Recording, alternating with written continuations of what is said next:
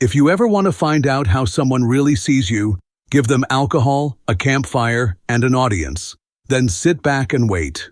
It's funny, we went out there to reconnect. That was her idea, actually. Lana said we'd been too distant lately.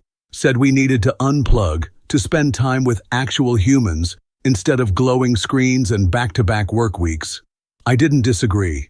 So we packed up our SUV with overpriced REI gear we barely knew how to set up, drove 3 hours into the middle of nowhere, and joined 2 other couples, plus one unexpected guest, for what was supposed to be a peaceful, bonding, soul-soothing weekend in the woods.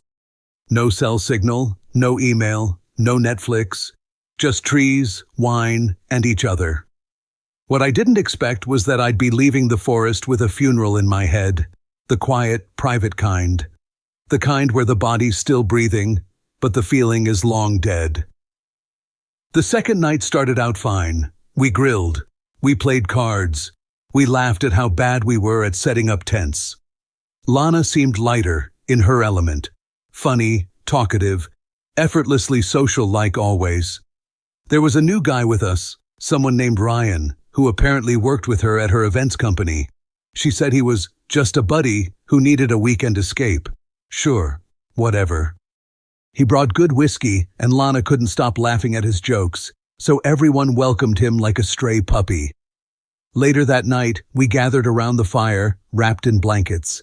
Someone passed around a Bluetooth speaker playing 90s throwbacks. Another pulled out a half-melted bag of marshmallows. Then the stories started. How we met. First dates. Cringy moments. Every couple shared their version. The cute, awkward, often sanitized version you tell after a few drinks. Then someone turned to us. What about you two? Yeah, Nate and Lana. Come on, how'd that happen? Lana smiled, too quickly. She leaned forward, glass of Pinot Grigio in hand, and said with zero hesitation, "Oh, Nate? He was just temporary." The group chuckled, reflexively. I stared at her, not quite sure I heard her right. But she was already going. I'm serious. I'd just gotten out of this super intense breakup. Like the kind where you think your life's over, right? I was a wreck, crying on the bathroom floor, blocking and unblocking the guy every 3 hours. That kind of breakup. A few people laughed. She went on. And then there was Nate. Calm, sweet, so stable. No drama, no chaos. He made me feel safe, I guess. He was everything my ex wasn't. She sipped her wine. I mean, I always figured it was kind of temporary, you know? Like a reset. I thought he knew that. She laughed. I didn't. Here's the thing. I didn't yell. I didn't throw my drink. I didn't look around for validation or ask if anyone else just heard what I heard. I just sat there for a moment, processing, feeling the weight of the air shift, watching as nobody, not a single person, spoke up or even looked at me. Maybe they thought it was a joke. Maybe they didn't want to get involved. Doesn't matter. I stood up, nodded once, to nobody in particular, and walked to our tent.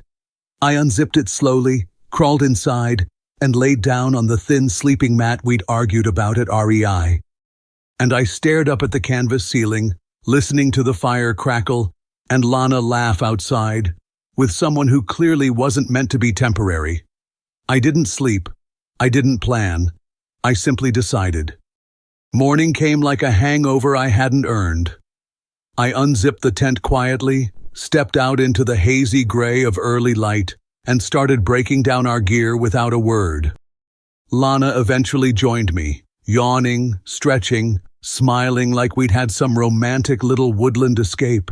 You didn't say goodnight, she said teasingly, like we were lovers in a French film and not two strangers sharing a tent and a crumbling foundation. I shrugged. Didn't want to interrupt the show. She tilted her head, confused for half a second. Then she smiled again. Still grumpy? I didn't answer, just folded the tarp and tied down the cooler. If she was going to pretend nothing happened, I had no reason to remind her. I wanted to see how far she'd go with the act. Turns out, pretty damn far. The drive home was uneventful in the way car crashes are before they happen. She talked a bit, mostly about how we should do stuff like this more often, and how Ryan was actually super chill once you got to know him. She scrolled through her phone, took selfies with campfire hair, made a note to leave a glowing review for the campground. The silence between us wasn't loud. It was surgical, clean, final. At one point she asked, "You okay?" "Yeah, just tired." And we let that be enough. When we got home, she kicked off her shoes and flopped onto the couch with a glass of red, like she'd just returned from a relaxing spa trip. I unloaded the car, washed the mugs, stacked the gear in the garage. Somewhere between her third sip of wine and my second rinse cycle, I decided to ask. Not because I thought she'd apologize, not because I expected remorse. I just wanted to see what kind of lie she'd choose. I walked into the living room, leaned against the doorframe and said, "Hey, can we talk for a second?" She didn't look up. "About?" "What you said. At the fire." "Jesus, Nate, that?" "Yeah, that. You said I was your rebound." She finally looked at me. Not guilty, not sorry, just annoyed. "It was a joke." "Was it?" "Oh, come on," everyone laughed. "That doesn't make it less true." "God, you're so sensitive lately." She rolled her eyes, actually rolled her eyes. "You act like I called you useless or something. It's not like I said you were a mistake. I just meant you weren't supposed to be forever. It wasn't personal." "Not personal." That's what she said, like she hadn't stabbed me, just dropped the knife nearby. The next morning, I made her coffee. Habit, I guess, or muscle memory, something that hadn't caught up to the rest of me yet. She was in the kitchen scrolling her phone, hair pulled up, sweatshirt half off one shoulder, the classic post-trip Lana, completely at ease, as if she hadn't called our marriage a pit stop around a campfire 36 hours ago. "Thanks," she said, barely glancing up. I sat across from her, hands wrapped around my own mug, and watched the steam rise. She kept scrolling, laughed at something on her screen. I waited, and when it was quiet enough to hear the fridge hum, I said, "I think I need to take a few days." She blinked, slowly, looked up, like the phrase didn't quite register. "Take a few days for what?" "To clear my head, think, get some space." That last word landed. Space. God, people hate that word. It always means more than it says. Especially when a man says it calmly, with no raised voice, no dramatic exit. Just space. "Wait," she said, sitting up straighter. "Is this about what I said around the fire? You're still on that?" "It's not just that," I said. "But yeah, that definitely didn't help." She laughed, dry, dismissive. "It was a joke, Nate. Jesus. People laughed. You're the only one who didn't get it." "No," I said. "I got it. Loud and clear." She crossed her arms. "So what? You're gonna punish me now? Take some weird silence retreat to make a point?" "I'm not punishing you." "Then what are you doing?" "I'm stepping away, for a bit. I need to look at things, without the noise." She stared at me for a second. Not angry, not sad, just annoyed. Like I'd inconvenienced her dinner plans. "Okay," she said, "you do that." That was it. "No, please don't go. No, can we talk this through? No, I didn't mean it." She stood up, dumped the rest of her coffee in the sink, and walked out of the room. I packed lightly, just enough for a few days, a duffel bag with clothes, a laptop, my chargers, and a copy of the book she always pretended to want to read. I didn't explain where I was going. I didn't ask if she'd be okay. I knew she would. Hell, she might even celebrate. I told her I'd be gone a week, maybe less. She nodded and said, "Let me know when you want to talk." What she didn't know, what she still doesn't, is that I didn't leave to think. I left because I had practically made my decision. The place I found wasn't fancy. One bedroom, furnished, kind of beige in personality, neutral walls, thrift store couch, chipped plates in the kitchen, probably staged to look lived in by someone who didn't actually live. But it had a bed, a desk, a door that locked, and quiet. God, the quiet. I dropped my bag on the floor and stood there for a moment, just listening. No echo of her voice in the hallway, no clinking of her wine glass in the sink, No passive-aggressive sighs from the other room, just stillness. I didn't cry. I didn't collapse. I didn't have some emotional, what am I doing moment. I just exhaled, like I'd been holding my breath for weeks. I spent the first 2 nights doing nothing in particular. Tried to read, couldn't focus, watched an old movie, forgot the plot halfway through, ate pad thai out of the container and stared at the wall like it might blink first. People think that leaving is the hard part. It's not. The hard part is the pause afterward, when you're no longer miserable but not quite free. And that's where I was, floating somewhere between indignation and doubt. What if I overreacted? What if she was just drunk? What if I'm being too cold, too final? Those thoughts didn't last long, but they came, like little ghosts of obligation. And then, on the 4th day, I thought, maybe I'll go talk to her. Really talk. One last time. Not to fix anything, not to apologize, just to see if she'd own it. If she'd say something human, something real for once. I texted her that morning. Hey, I'll stop by later to grab a few more things. If you're home, maybe we can talk. She didn't answer, but that wasn't new. I waited a few hours, grabbed my keys, and drove back to the house we used to call ours. I remember thinking, as I pulled into the driveway, if this goes well, maybe we can at least split like adults. What a beautiful, stupid thought. I still had my key. Walked in around noon. The house was quiet, but not in the good way. The kind of quiet where you immediately know something's off. Air just a little too still. A mug left on the counter that wasn't there before. Shoes in the hallway that didn't belong to me. And then I heard the laugh. Male, confident, too at ease for a guest. I turned the corner into the living room. And there she was, Lana, sitting on the couch in one of my t-shirts, barefoot, knees curled under her, with Ryan beside her. Same Ryan, the friend from work. The one who came on our trip last minute. The one she couldn't stop laughing with. The one she told me was like a little brother. He didn't look much like a brother now. Not with his hand resting casually on her thigh and his coffee mug sitting beside hers, like this was their morning routine. She froze when she saw me. Nate? Ryan shifted, cleared his throat. I looked at both of them, took in the scene, said nothing. She stood up. I didn't know you were coming. I texted. I didn't check my phone. Of course you didn't. There was a long pause. I looked around the room once, slowly, like I was memorizing it before demolition. Then I looked at her, really looked, and I said, don't worry, I won't stay long. I didn't yell, I didn't demand answers, I didn't ask how long it had been going on, how many times, how many lies, how many weekends that were actually him.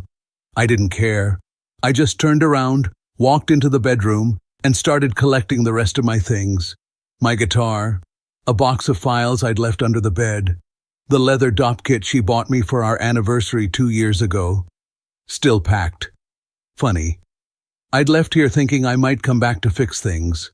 That maybe, just maybe, a real conversation could lead somewhere better. But watching her scramble in that living room, with coffee still warm and her hair still damp from a shared shower, yeah, no fixing that. She followed me into the room a minute later.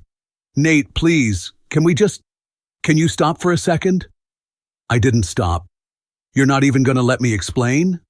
No, I said calmly. I'm really not. It's not what it looked like. I zipped the duffel bag shut. Lana. She froze. It's exactly what it looked like. She stepped closer. I could hear the desperation starting to crack through her voice, thin, brittle. I didn't plan this, okay? He just came over. You said he was a friend. He is? Do you sleep with all your friends, or just the ones who show up with whiskey? She went pale. Her mouth opened, then closed. No words. I pulled the strap over my shoulder and walked past her, back toward the door. She followed. We weren't even doing anything. We were just sitting. You didn't see anything. I stopped in the hallway and looked at her one last time. I saw enough. She stepped in front of me, blocking the door now, arms folded, voice sharper.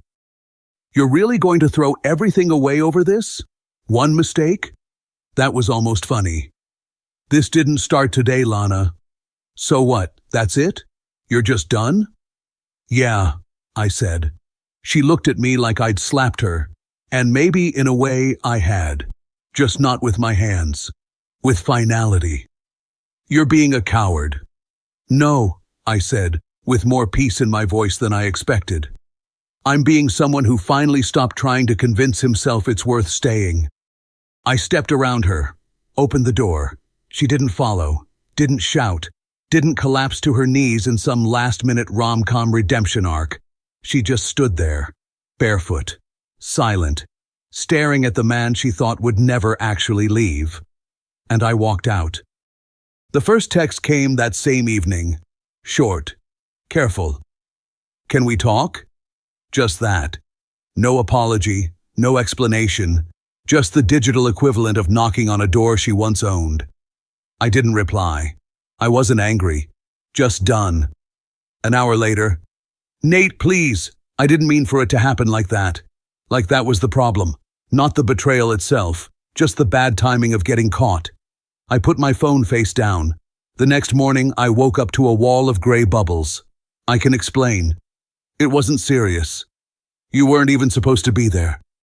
That one made me laugh, out loud, like I'd violated her scheduled infidelity. She followed up with, he showed up unannounced. I didn't plan it. I swear, yes. The classic, the man just fell onto my couch and touched my thigh defense.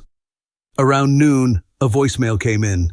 Her voice was different this time, soft, practiced, like she'd found the perfect balance between wounded and mature in the mirror before hitting record. Hey, I know things looked bad, but if we could just sit down, like adults, and talk about it, I really believe we could work through this. I still care about you. I don't want to throw it all away over a misunderstanding. It was almost impressive, the way she layered guilt, affection, and plausible deniability into under 30 seconds of audio. Almost. Then the tone started shifting. The soft edge became frustration. The questions turned into accusations. You really think you're innocent in all this? You emotionally checked out months ago, Nate. You just didn't notice. You never fought for us, not once. You just ran. I didn't answer any of them. She was baiting me, hoping to restart the cycle. Get me angry. Get me talking. Get me engaged. But silence was stronger than any comeback I could have given. Day 3. Full tilt manipulation.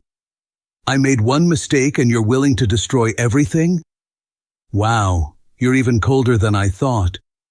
Was I ever more than just your backup plan too? There it was. The reversal. The moment the guilty one tries to become the victim. She was no longer the woman who lied and cheated.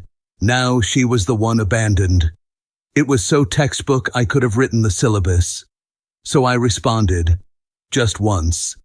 Not because I was unsure, not because I wanted to re-engage.